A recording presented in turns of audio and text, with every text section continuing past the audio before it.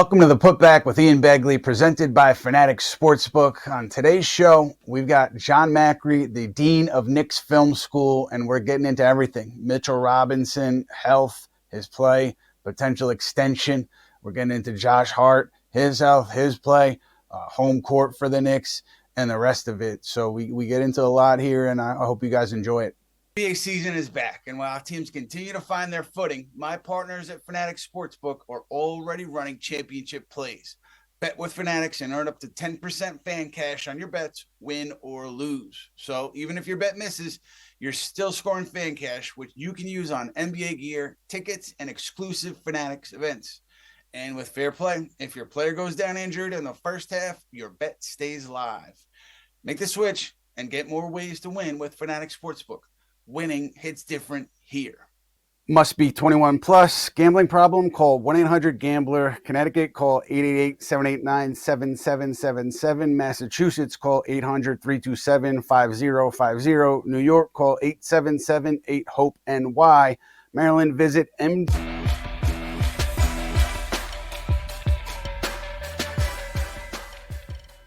Welcome to the Putback here on SNY.TV. I'm Ian Begley, SNY's NBA insider, and I've got a fantastic guest today, Knicks Film School Dean Jonathan Macri.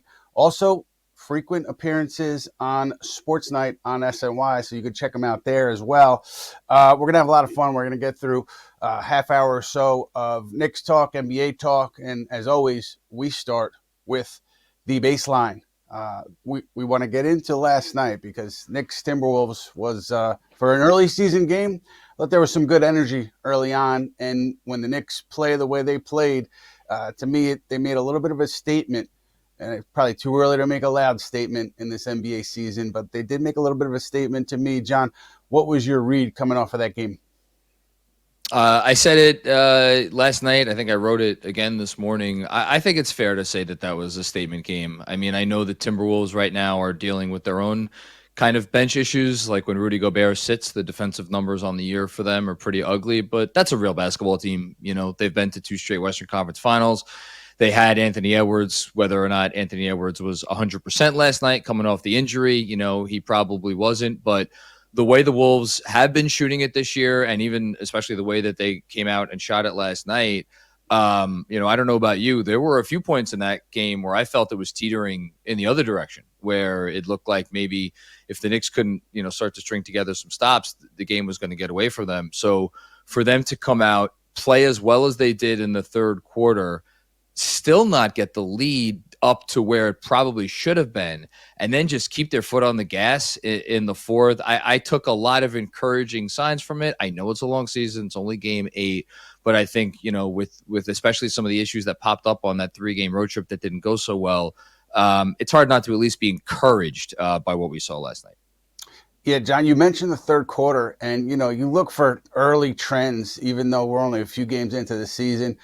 Knicks earlier in the season hadn't come out great in that third quarter, and it looked like it might be one of those things where it keeps happening and you look at it throughout the season, but they nipped that in the bud. Certainly on this homestand, come out pretty strong throughout the homestand, but particularly against Minnesota. Minnesota had some good momentum going into halftime. Julius, Randle, Donte, DiVincenzo playing very, very well on their old home floor. I think I don't know who Julius was talking to, but every time he was hitting a shot, he was going back down, backpedaling and yelling something at the Knicks bench towards the Knicks. So he was locked in and he was playing really well. So there were times there where you said, wow, Julius and Donte are just going to carry them, and Anthony Edwards is going to do what he does, and this is going to be a tough game. Credit to the Knicks. Credit to Mitchell Robinson, OG Anunoby in particular, Miles McBride in particular, Jalen Brunson, obviously. But to come out in that third quarter and really take command of that game, to me, that showed me something about the group. And I think this is kind of the way they drew it up, right? What you saw last night. Obviously, you're not getting that every night. But in a perfect world, I think this is what they were thinking when they put this roster together in terms of how it all might flow on both ends of the floor. So very good night for the Knicks last night, I thought. And then, 83 points in the second half. John, what do you see just generally from the offense and the new offense, the Mike Brown offense? What do you see from it?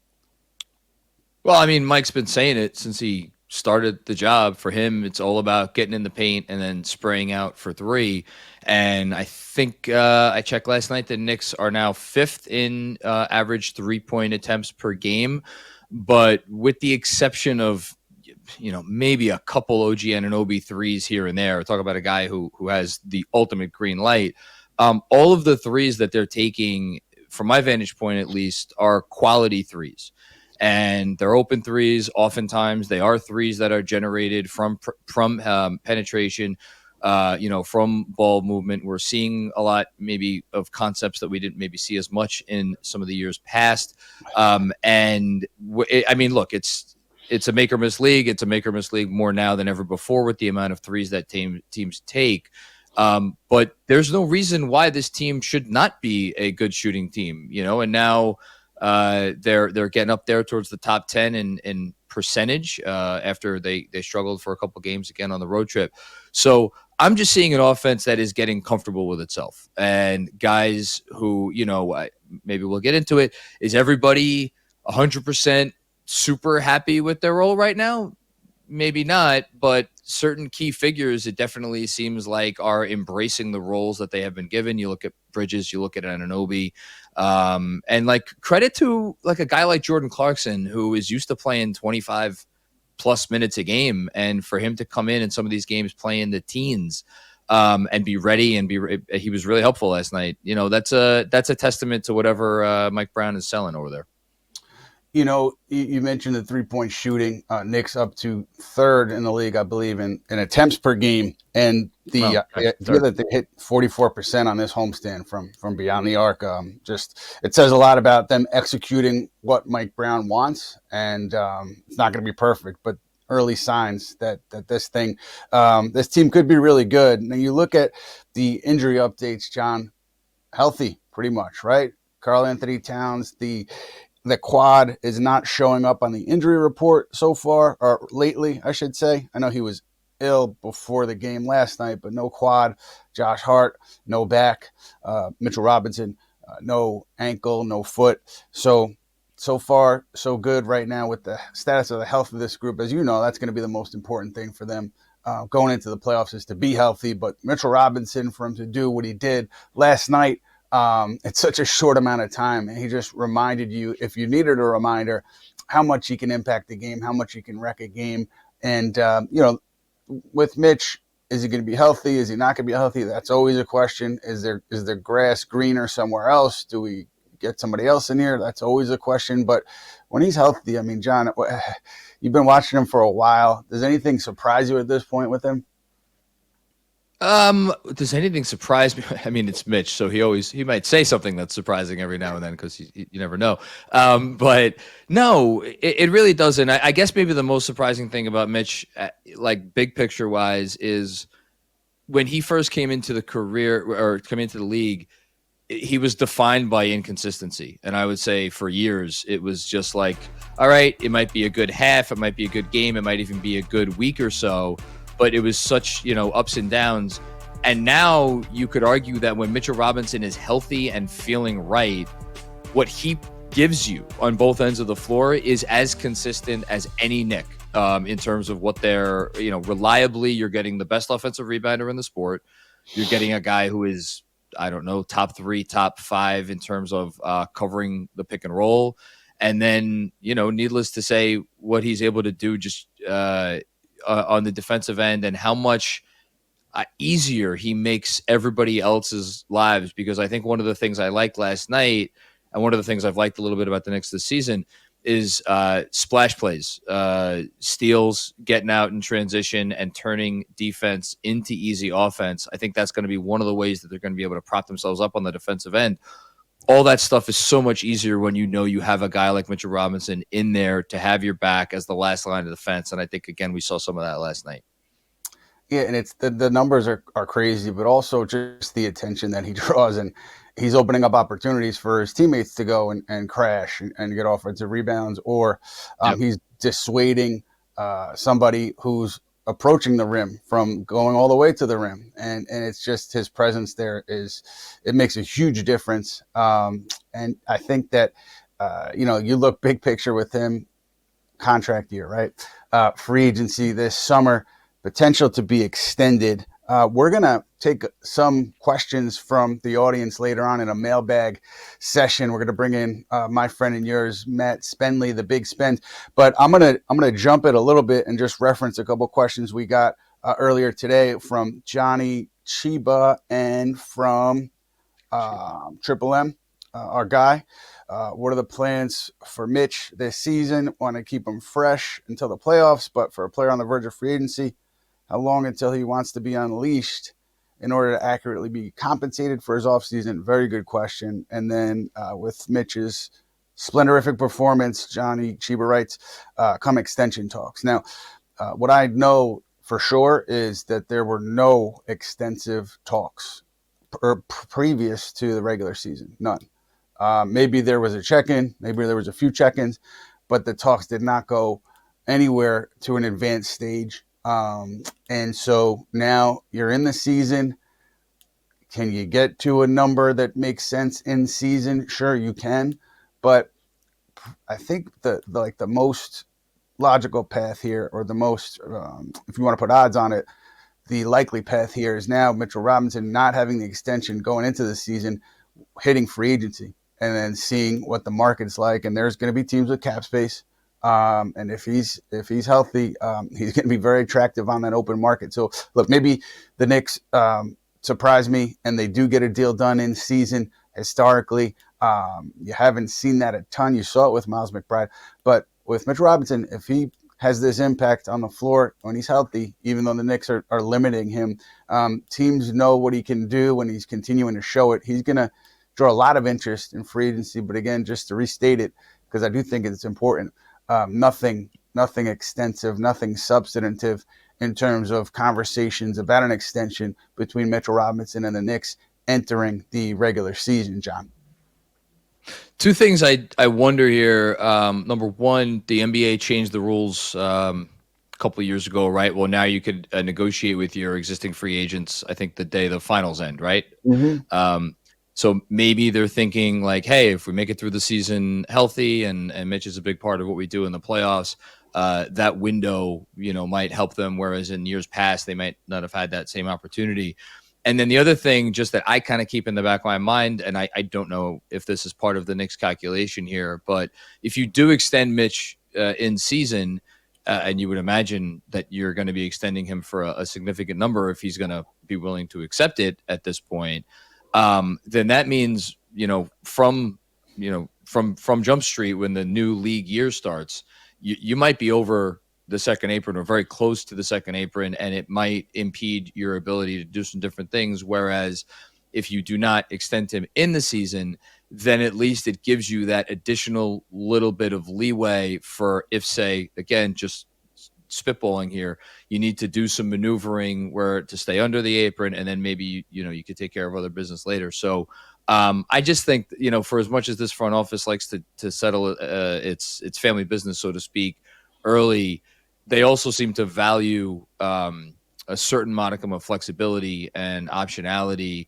when it comes to certain things. So this seems to be one of those situations where it's maybe towing the line between those two things. So it'll be interesting to see how it resolves itself. But, as a fan of the team, I don't ever want to see Mitchell Robinson wearing another uniform. I love Mitch's Nick. There's two kind of homegrown players here that, to me, you look at the macro perspective and you look at Miles McBride, like they're going to have to pay him at some point too. Mm-hmm. And so you're going to pay Mitchell Robinson, you're going to pay Miles McBride. And what do your finances look like then? How much does that limit you in terms of what you can do around the edges, team building? So I have no idea if it's one or the other, or they could definitely do both. I don't know. I just know that those two things are kind of staring the Knicks in the face in a bigger picture sense. Obviously not right now, but just something that I'm keeping an eye on as we get through this thing. Because Miles McBride, Mike Brown said it, he was the most important player on the floor last night in terms of getting the Knicks going, changing the energy on the floor, pushing the ball, creating, knocking shots down. And Mike Brown made sure to make it clear in his post-game press conference how much he appreciated McBride's effort. So he's very important to what the Knicks want to do. And yeah, so far so good there. One more injury, John, is Mr. Josh Hart, the nerve Mm. damage that he has talked about. And it's when you hear that and you hear about numbing in the hand and losing feeling in a shooting hand, that's a big deal.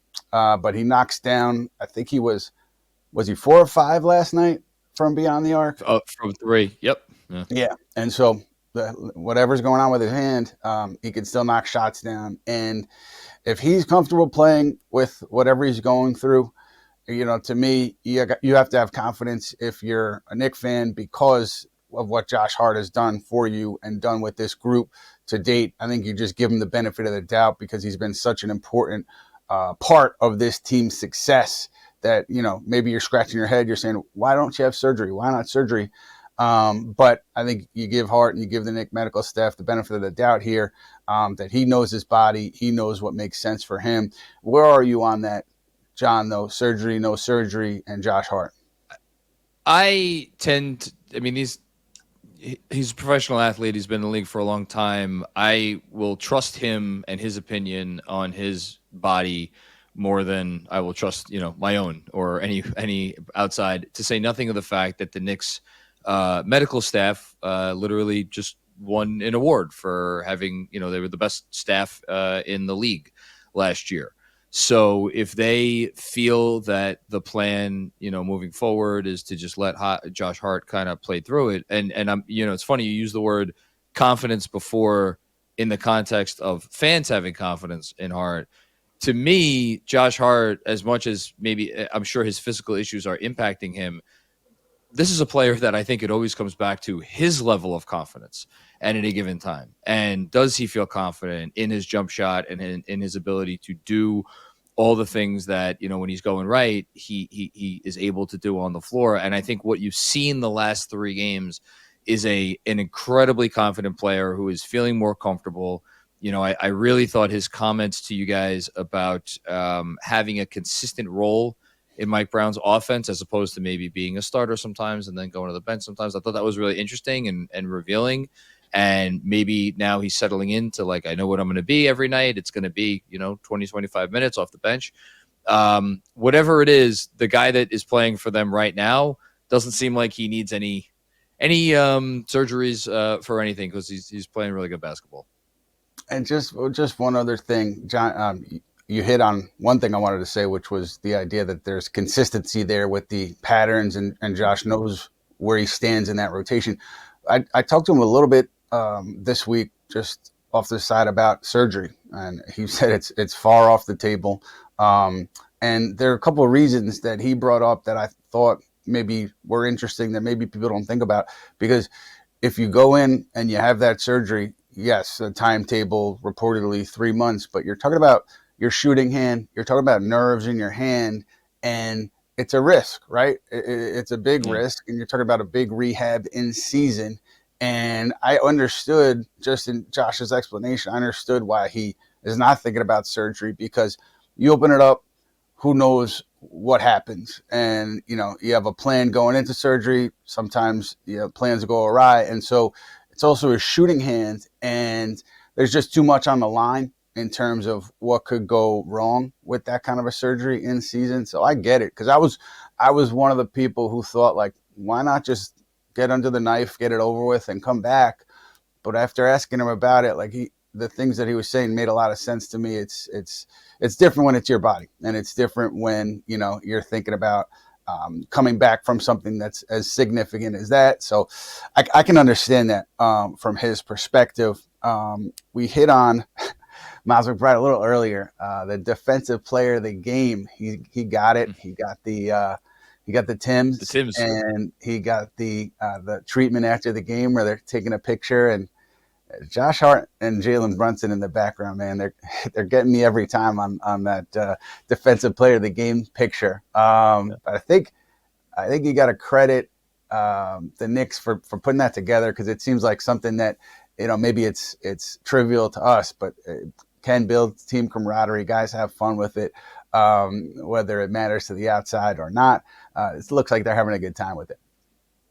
Well, Mike Brown. I think I don't know if Ian, you think this is fair to say. He's asking for a lot of buy-in here Yeah. This is a team that just went to the Eastern Conference Finals, and now he's asking them to change a lot of what made them successful last year. You've spoken a lot about this on my show and on this show. And so I think to do any of those little things that you could do along the way to just, it's something silly as putting a smile on guys' face, give guys a reason to laugh and something to look forward to after the game.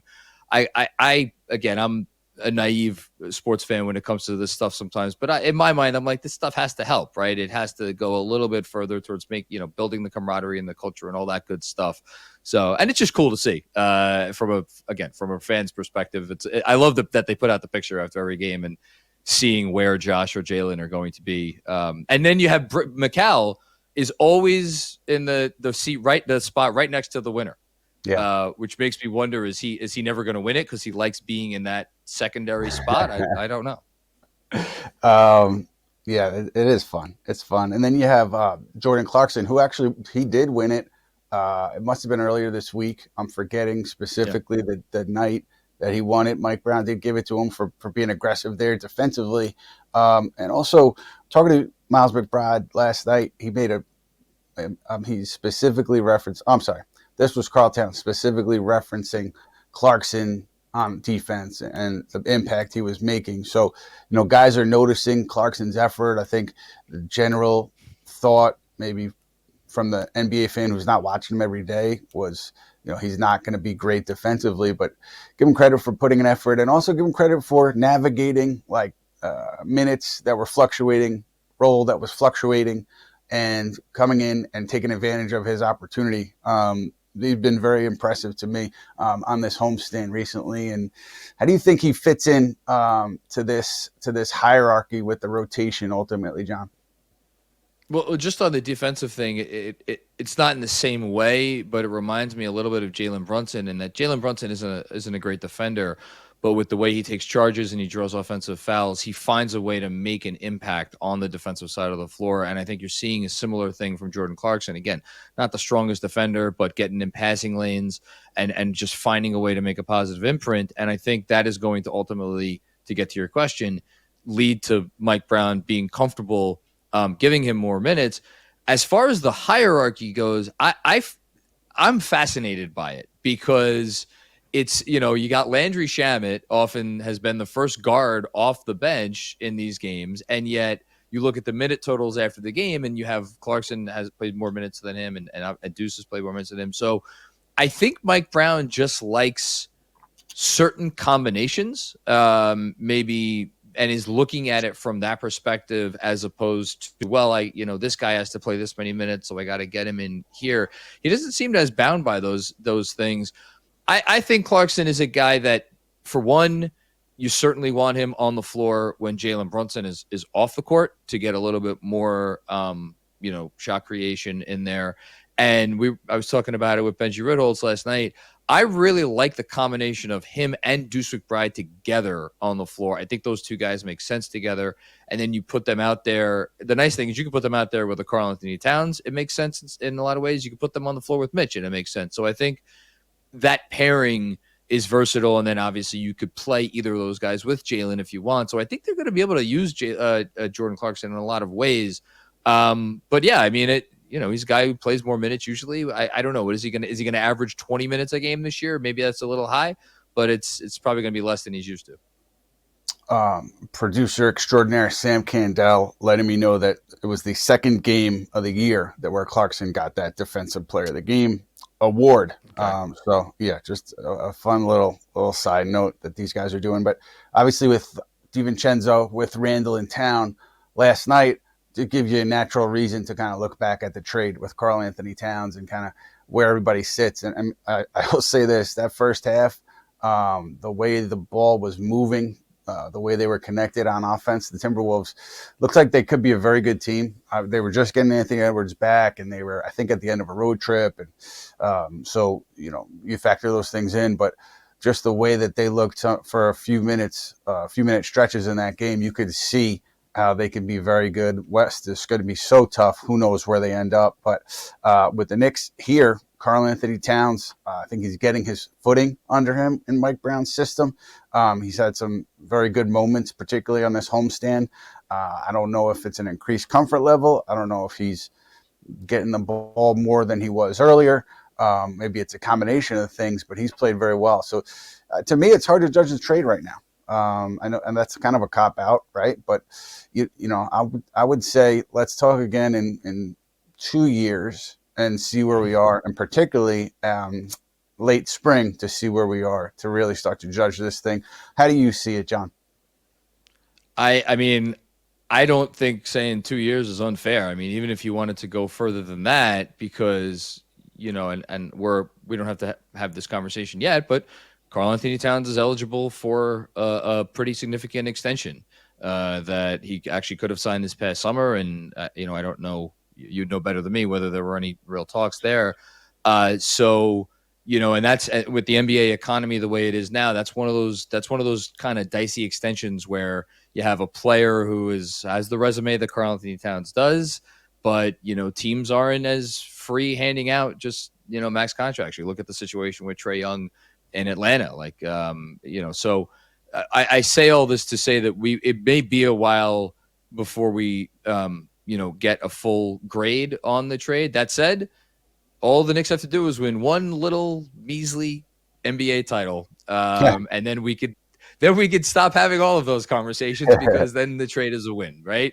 But until that day, I think it's going to be something we'll keep talking about. And then the only other part of it I just want to throw in, because I always think about this, the unknown of if they did not pull off that trade, what would they have done at the center position? We don't have to go rehash old stuff, but they obviously, that was some part of why they made the deal. So what other direction would they have gone? Could they have gone? Those are answers I think we just unfortunately don't know. Right. And I also go to a different variable with Julius Randle, where they weren't going to extend him. He was going to be on the team, obviously, all year long and going into free agency, and it's just such a high stakes year, just based on how it had already gone with Julius and him being a lightning rod and kind of fairly sometimes, unfairly sometimes being the face of the criticism of the team when things weren't going well. I see that as a tough combination of factors in that season, and I don't know if that was factored in at all, but that's something that I think about there with the trade. And Karl Towns seems to be getting more comfortable here, and you could see though that obviously Jalen Brunson, Donte DiVincenzo, Josh Hart, still very close, and I think there's a lot of competitive juices there. Mentioned earlier, Julius Randle yelling at the Knicks bench. We know what happened last year, shortly after the trade with Donte DiVincenzo and Rick Brunson. And so these games are fun. There was a lot of energy in that game for such an early season game. I'm looking forward to seeing the next one. And we'll see what happens. I guess it'll be obviously in Minnesota. And I think Anthony Edwards, if healthy, they'll look like a different team. Anyway. I'm going to tell you guys a little bit about Play Ball. The SNY Play Ball program, presented by Toyota, is looking to support local youth basketball leagues with grants, fun and informative clinics, equipment donations, and special Harlem Globetrotters appearances.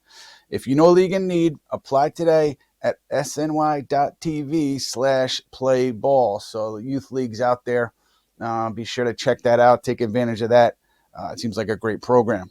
And now we're going to switch to a segment that we call Sound Off. We're going to listen to some sound from earlier in the week, and we're going to talk about it. I'm going to ask Jon about it, but let's play the sound.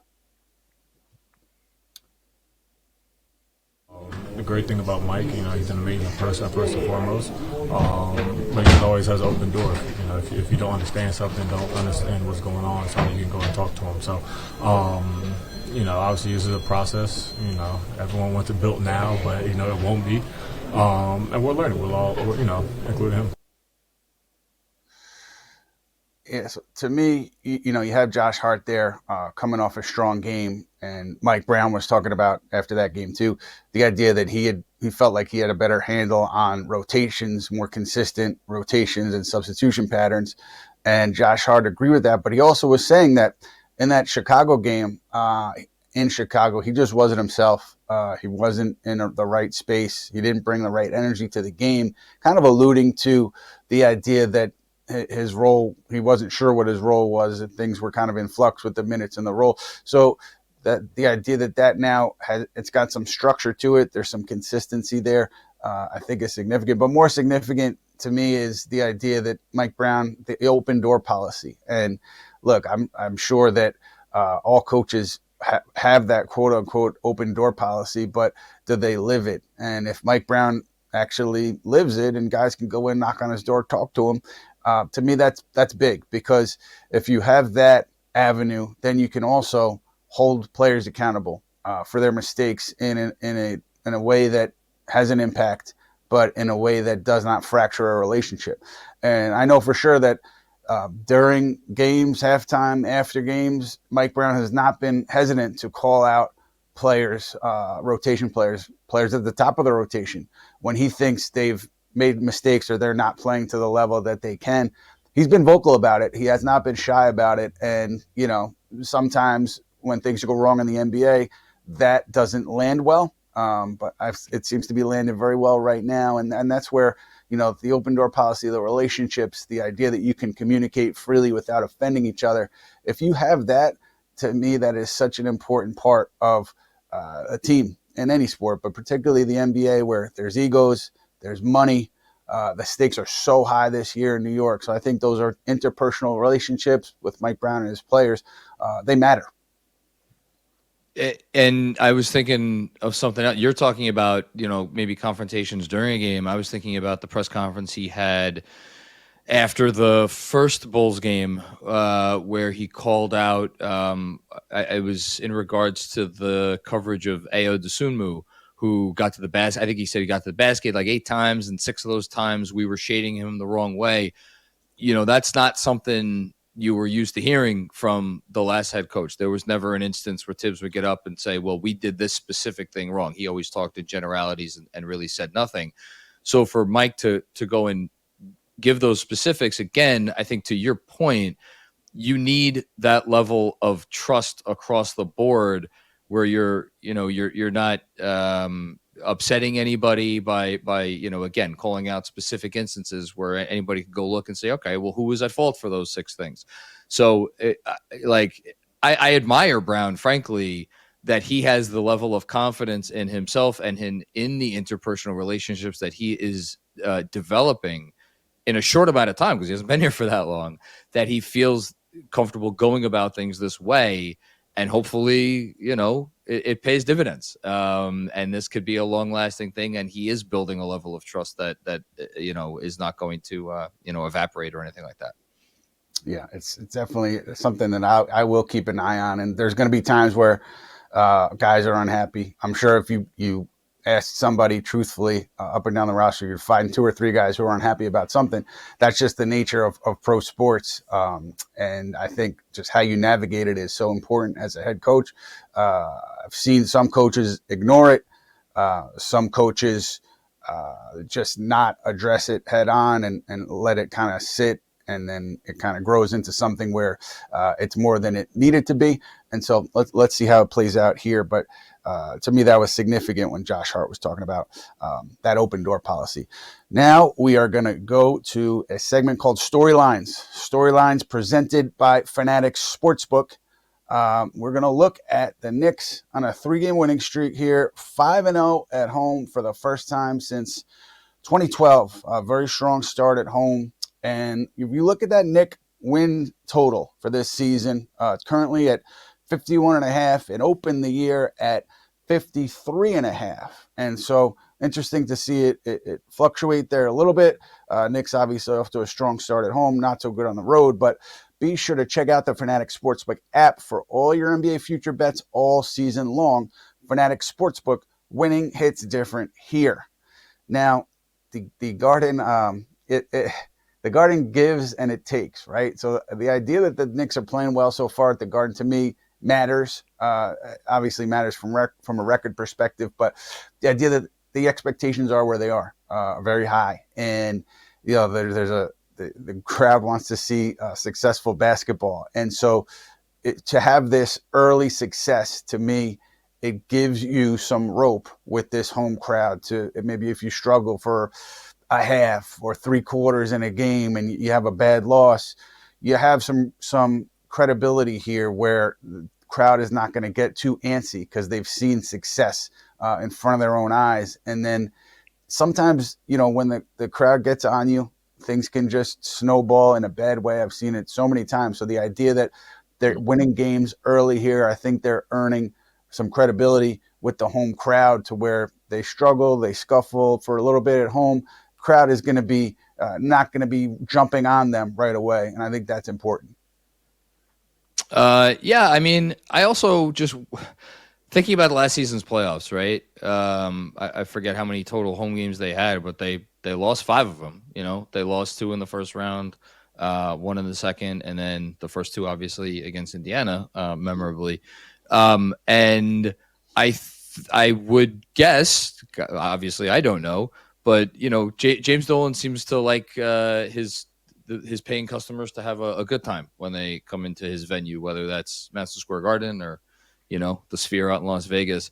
So I got to think the early home success has been a positive development on a number of fronts, especially since, again, this team has not always defended home court that well over the last bunch of years. They were road warriors. They always had a really good road record, one of the best road records in the NBA.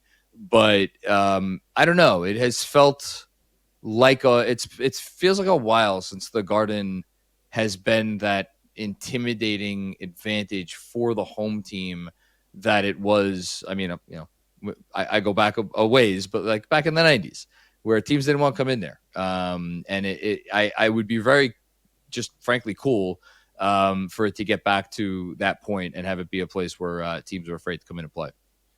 I don't have the numbers in front of me, but those Riley days, those Knicks teams were so good at home by and large. Yeah. And you're making a good point about it becoming like a distinct edge night in, night out, where I don't think it has been night in and night out for teams in recent memory.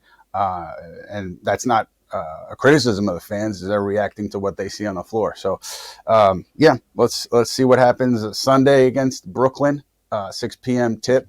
I don't think they'll have any trouble there, but then they'll be tested moving forward this month. But we're going to hit a segment called Around the World, John. And what we're going to hit on is an argument. I wouldn't say argument, a little back and forth, a healthy discussion that I got into with Xavier, Justin, and I want to make sure, I hope I'm pronouncing your name correctly, because I do like a lot of your Knicks takes, and a lot of them are informative. But you were saying the other day, as the Knicks play today, I want to take a moment to share a reminder that nothing that happens this season can vindicate Thibs or prove they should have kept him. So whatever some of you are rooting for in hopes of legitimizing that narrative, it's not happening.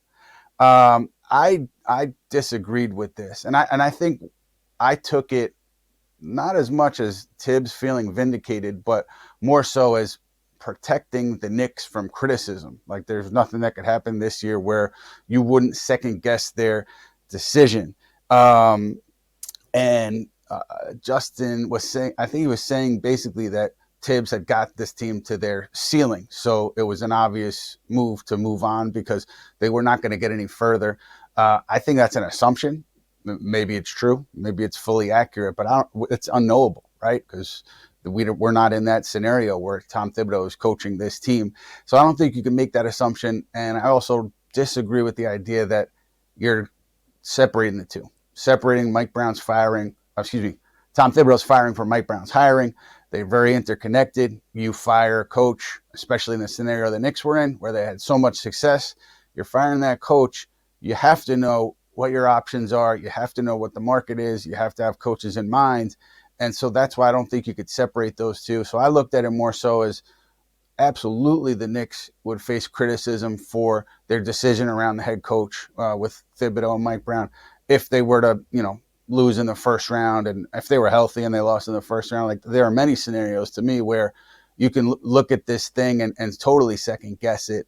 And Xavier disagreed. And that's what I love about Twitter. When you can have a healthy disagreement, we didn't call each other names.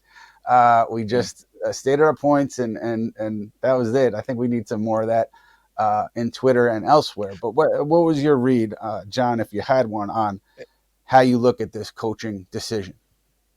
Yeah, I mean, look, I think viewers of the show want me to start standing for Thibs about as much as they want us to start singing show tunes. So I will choose my words carefully. Here's what I'll say. I think with the advent of all of the, or the availability of all of the analytics and all of the lineup data and all of these ways where you as a fan can sit home and and then you obviously match that stuff up with what you are seeing on the court, and what you're seeing on the court, there's no escaping that. That is what it is. Like, the X's and O's are right in front of you. But even the combination of those two things, and this was kind of always what I came back to with Thibs, and it was never really about Thibs. It was about the fact that people who are not inside the locker room and not inside the building every day, there is so much that we cannot know and do not see, and that we have to assume, as to the best of our abilities. And we all have to do it. Anybody who, whether you're reporting on the team, whether you're someone like me who sits and tries to say, semi-intelligent things about the team, we all have to make assumptions, and we all have to go on things that we don't know. But at the end of the day, the fact is that there is a lot that we don't know. And so I think my takeaway from your back and forth is the fact that, look, it got very easy towards the end to get on Tom Thibodeau about the process. And it's not even just one process. Pick any number of things that he did, and about the thought behind those things and the process and all of that. But results still matter in this league. And this is a man who, as you have said many times, just took his team to the Eastern Conference Finals. And were it not for a 1 in 1,000, confluence of events that occurred at the end of Game 1 against the Indiana Pacers, might have gone to the NBA Finals, and I think they would have. Those are very good results. And given all the things that we did not know and do not know, I think maybe those results need to be taken with, put a little bit more respect needs to be put on them, as opposed to just focusing on the things that, again, we from our vantage point can know and can see that we maybe disagreed with, or at the very least questioned at the end of the day. Yeah, I want to say again, appreciate the back and forth with at Xavier J Designs, co-founder of the Hot Hand Theory, co-host of Locked On Knicks. I do enjoy a lot of the way he sees the game. Had to disagree with him there. We had a healthy disagreement. I want to point out too, he said that he was not suggesting that the Knicks are above criticism, but I don't know how you separate that from what he was saying initially. And let's continue to have fun little debates on Twitter and elsewhere, and I appreciate it.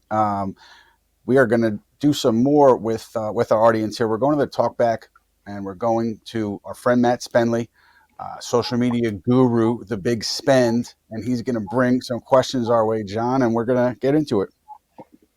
What's up, fellas? As soon as Ian had a back and forth with somebody, you knew we flagged it right away in the production chat, and we said, we got to bring this up. Because when I get the Ian notifications that he's replying to people, I'm all in there. I love it, because I know you put some thought into it. Come on now. Every once in a while, I get stirred up. I love it. And usually it's bad, because then it takes like an hour of my day away, and it's never. I always feel like, why did I do that? But this one was good. And yet you're always so composed on the show. All right, I want to start with some love for OG, guys, because I think that he was fantastic last night. I think he's been great for most of the year, save for a game or two where he hasn't shot the ball well.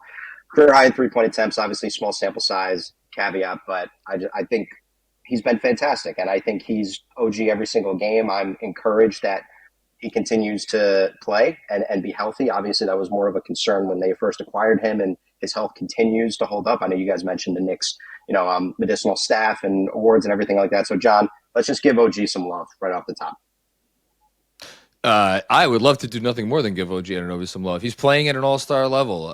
One of the popular questions I feel like I've been getting a lot lately is if the Knicks get a third all-star, who would it be? OG Anunoby or Mikal Bridges? And I think it's a great question. Mikal obviously has the playmaking advancements that he's made, and he looks a lot better on defense. But with OG Anunoby, to have a guy that is putting up almost 8 3-point attempts a game, hitting them at the clip that he is, where teams know like they cannot stray off of him at all, like because he is going to fire it away and it's probably going in. And then you look at the splash plays because defense comes in a lot of shapes and sizes, but when the defensive plays that you make are also offensive plays, oftentimes, it's just such a nice benefit, especially when you're a Knicks team that you have some defensive issues that you have to cover up. I love the way he's playing. I hope he could stay healthy, and it just seems like it's been a hand in glove fit in the Mike Brown offense for him. How many plays has he had already this year?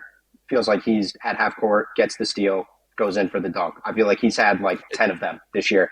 It's 1 or 2 a game. Yeah, and you come to expect it, and yet teams still kind of go in his vicinity. I mean, look, no one's ever going to get to the level I don't think that we saw Kawhi at, whatever 6-7 years ago, where you didn't go on his side of the court. But he's like one notch down from that. It's pretty close. Yeah, I know he was joking with you guys in the locker room yesterday. I think our Chelsea Sherrod asked him about his trick to deflections, and he said, "I'll never tell my secrets." So I know he was kind of joking with you guys about that yesterday in the locker room. Yeah, and he's fun because he is usually very straight-laced, buttoned up, but there's always humor behind some of the things that he's saying, and sometimes he lets it out like that, but he's got a great sense of humor, and I think that sometimes it comes across, sometimes it doesn't, but it's been always fun to cover him and ask him about his game and others, because he does offer some good insight. And you look at the contract that he signed, right? The Knicks, I mean, at the time, I guess maybe some people scratched their head. I think he was going to get that money maybe from Philadelphia or somewhere else if the Knicks didn't give it to him. But then you look at it in the context of the cap just going up consistently. And I think that deal, you're going to look at it, at the end or towards the end, and you're going to say, this is a good contract if Anunoby stays healthy and continues to produce. And one thing I find interesting, guys, is the rebounding, right? Because Mike Brown has these guys crashing from the corners to get on the offensive glass. And OG Anunoby had 5 offensive rebounds last night. And his rebounding numbers in general have been up. Mikal Bridges as well. And there were a couple of games last year against Boston where those guys played 40 minutes and they had maybe 1 rebound between them. Mm-hmm. And it just didn't make a lot of sense to me. And so now that there's a shift there, and maybe it's just schematically, maybe it's that simple, but the idea that he's rebounding the ball, helping the Knicks on that end, to me is significant. All-around play. That's what we come to expect. All right, Ian, I want to ask you, Bro Smith on Twitter is asking, will Mike Brown stick with the same starting lineup with Mitch for every game if the Knicks are fully healthy, or will he switch it up depending on the opponent? I know we've already seen them have a variety of starting lineups this year, but now that we feel like the Knicks are kind of fully healthy at this point, do you think that you'll see some consistency with the starting lineup? Yeah, I've asked him that, and he's been asked that by other reporters. He's been kind of coy about the idea of I could match up depending on the opponent, or I could stick with, what is consistent. But I do think he would stick with that Mitchell Robinson, Karl-Anthony Towns front court throughout the regular season, because that's what he had shown in the preseason that he wanted to see. That's what he's shown in the regular season he wants to see when everybody's healthy. It's clear that he likes that, and he wants to see that alignment as much as he can. So I don't think he would switch it up much if everyone is healthy. Maybe it's a little different. You get into a playoff series and it's clear you have to make a change because of the way the series is going. Maybe he switches it up then. But I just based on what we've seen so far, I don't think he would switch it up based on the opponent on a night in and night out basis. I think he would stick with Robinson and Towns and just continue to see that through. And John, for you, for me watching the games, I don't really care who starts too much. I think it depends on the matchups too, who we've seen him deploy. It's more about the lineup data and who's playing together. So I always think that the starting lineup is what we put stock in, we put conversation in. To me, it's more about who's healthy, how many minutes are they getting, and I'll actually go into I'm going to skip ahead just a little bit to another question. Ron from Owings Mills, something about Josh Hart. Can the Knicks keep playing Josh Hart 25 minutes a night? He will be fresh come playoff time. So to go back to Hart a little bit, and then let's weave in Mitch a little bit too. Just the amount of minutes that these guys are playing, and you guys have talked about the roles, they're veterans, how they feel within the team. So I guess generally, some of those guys that we've come to expect to be staples, just having smaller roles, limiting their playing time, deploying them in the right lineups. I mean, Josh Hart, I've been stealing this line from my colleague Benji Ritholtz for years. Josh Hart is a fantastic 25-minute a game player, 25 to 30. At 35 minutes a night is when you start to see the creases and the cracks in his game. There is such a thing as overusing some guys. For as much as Josh Hart contributes to winning in so many different ways, I think he was overextended last year, and it really was a carryover, I think, from the previous season when they had to play him so minutes because they had no choice because they just ran out of healthy bodies.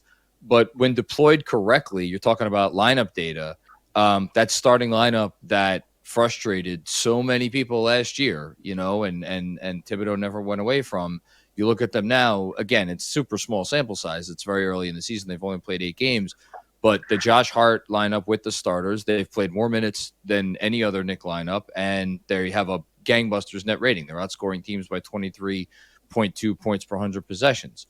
It is proof that lineup can work just fine as long as everybody is out there playing the right way. And I want to give all the credit in the world, by the way, to the new head coach, because he should absolutely take a victory lap because, hey, on its face, the only thing that's different with those 5 between this year and last year is the stuff that they're running. So it seems to be working, and I would expect that those, again, they won't start games to your point, Matt, but I wouldn't be surprised to see those 5 finish a lot of games from here on in. And I think it was a common refrain last year with how many minutes that starting lineup played, and something we've seen with Brown is he's experimenting. He's experimenting and seeing what can work and what can't. So when they get to game 76 and then they get to the Eastern Conference semifinal, if they're going to get in the playoffs, he can kind of know what he wants to do at that point. So I know I've seen that kind of discussion point. I want to switch gears a little bit, guys, and staying on the Brown topic. He made a comment about something that a guy, Kevin Huerter, that he coached in Sacramento. Huerter, when the Knicks played the Bulls, went to Brown and kind of said, wow, I recognize all of the offense you guys are doing. I recognize the play calls. I recognize everything about it. And I think, there's some conversation about, is there anything potentially problematic about that? But I know we have the Brown clip queued up. So let's listen to it, and then we'll have a discussion about that. After our game against Chicago, I walked by Kev and I said, I told Kevin Huerter, I said, miss you, man. I enjoyed our time working together in Sacramento. He said, yeah, Coach, I did too. He goes, dang, you brought everything that we did in Sacramento here with the exact same calls. I felt like I was back in Sacramento on offense. I knew everything that was coming. So we're trying to play the same way. Ian, what do you think about that? I mean, look, I think that so much is similar in the NBA in terms of what gets run. There are wrinkles. Coaches have their principles that they like to play by, but there's a lot of similarity. And so the idea that Huerter knew the calls, to me, that's a little bit different. Maybe you switch up your calls because you don't want that out there in a big way, and you don't want to expose yourself there. But the idea that they're running the same stuff physically, the same spacing, the same approach. I don't know how many plays Mike Brown has even put in yet, but some of the same plays. You're not going to avoid that. Maybe what you can avoid is the calls and how you communicate it, because you don't want that stuff getting called out. John, what do you think? You have any take here in Brown's comments? I mean, to me, the whole thing is the Knicks offense needs to be unpredictable, because last season they were the most predictable offense, one of the most predictable offenses in the sport. And to their credit, they had a lot of really good basketball players. And so it didn't matter that teams knew what they were going to do. They still couldn't stop it a large part of the time. And so now with all of the different kind of concepts that they are instituting, and perhaps more importantly than that, the fact that they are getting into their actions sooner so you could have multiple actions on the same possession, I think it just adds to the variability from possession to possession. So I don't have an issue with the fact that they're running the same stuff Brown used to run. I think all these teams run, kind of versions of the same stuff. But yeah, to Ian's point, maybe switch up the actual signals or whatever that is that you use. Yeah, and even Like changing even your running password every once in a while. You don't want to have the same password for 3 years. That's Somebody's going true. to get you. Like when you're playing Little League Baseball, and your coach has the bunt sign or something like that, you can't keep the bunt sign the same. You got to mix it up eventually. You got to throw in some indicators. That's what I remember having back in the day. Yes. I bet you were I a really good Little League player, Matt. Oh, thanks, John. I was a catcher for a little bit, and then guys started throwing off-speed junk pitches, and I said, that's it for me. I'm done. I can't do it anymore. That was it. I want to ask you guys about one role player, and then I have a final one for Ian. Guard Up Knicks is asking, what do you guys think about Yabusele? Do you think he will shake this off, or do you think the system is just too difficult to adjust to? So I know he was a guy people were excited about adding to the roster, and his role initially, seemed like he would be playing a little bit, and then he's been limited. Ian, I'm curious what you think about Yabu so far. I think we're going to see the best of Yabusele later on this season, and I don't want to say like there's a conditioning issue. I don't think it's that, but I think just the idea that he had played so much basketball over the past, what do you want to call it, 15 months, 16 months. He played in the Olympics. He played the most minutes he's ever played in an NBA season for Philadelphia last year. He played in the Euros this past offseason, and that's a lot. I mean, I assume he needed a break at some point, and so I think in a roundabout way, I'm saying that I think that his conditioning will improve over the course of the year, and he's going to look like the player in terms of his shape and conditioning that you saw in Philadelphia. So I don't think there's reason for concern there. I think just you'll see a natural progression here over the course of the year. John, where are you at on Yabu? He hasn't been great, and more than being excited about the player himself, I was excited about the role that he was theoretically going to inhabit here.